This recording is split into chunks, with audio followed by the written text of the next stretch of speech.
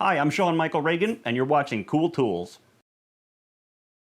Box end wrenches with a built-in ratchet are pretty ubiquitous nowadays. This is an older set we've had in the toolbox for years. They're quicker to deploy than a conventional socket wrench since you don't have to assemble the socket and driver before you get to work, and they don't need nearly so much overhead clearance as a socket driver, so you can get them into places where you'd otherwise be stuck using a regular spanner, which is of course a lot slower. Because they've got a flat profile and the opening goes all the way through, there's no reason to bother with making the ratchet mechanism reversible, because just flipping the tool over has the effect of reversing its rotational bias.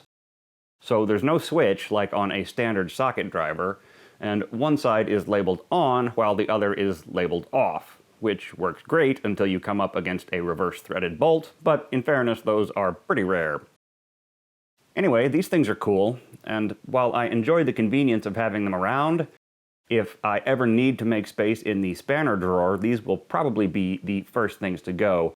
My sockets are pretty well organized, so the amount of time I save by not having to find the right one and snap it onto the driver is not very significant, and not worth sacrificing much space for, in my opinion.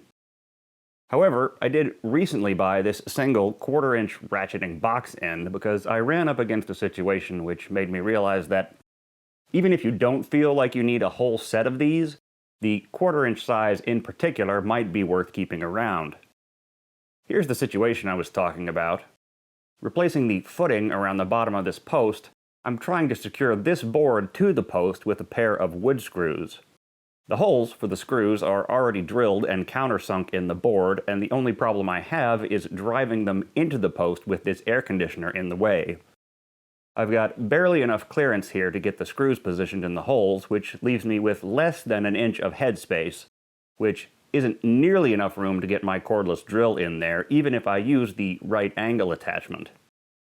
After exhausting all other options, I ended up taking the hex bit out of the drill, indexing it with the screw head, and then turning it in with a 1/4-inch open-end spanner, which was extremely tedious but did get the job done.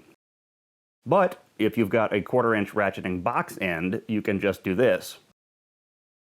The upshot is that if you have an inventory of hex bits, the 1/4-inch ratcheting box end becomes a kind of all-purpose offset screwdriver. And because this wrench in particular has what they call a flex head on it, you can get it into places where you might not have enough clearance to swing the full length of the handle. Or you can rotate it all the way around to 90 degrees and use it pretty much like a straight ratcheting multi-driver.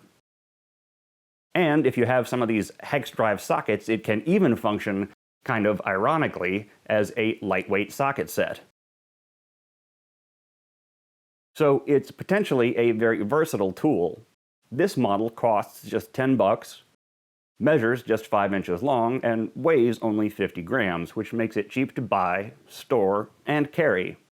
Which is why I'll probably be keeping this little guy in the drawer with the hex bits, even if I don't end up keeping any larger sizes down with the spanners.